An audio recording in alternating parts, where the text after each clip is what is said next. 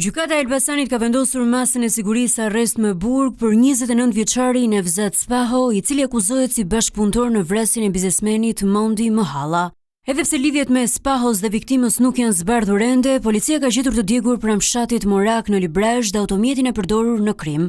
Gjykata e Elbasanit ka vendosur të njëjtën masë sigurie, arrest me burg edhe për Gjino Agon. Ai akuzohet si bashkëpunëtor në vrasjen e biznesmenit, si dhe roje në karburantin që ishte në pronësi të Mohalës.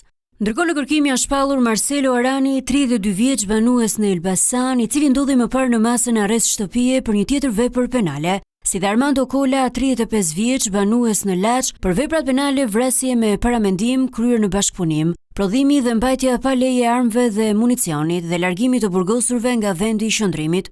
Të dy dyshohen si bashkëpunëtor në vrasjen e Mohalës.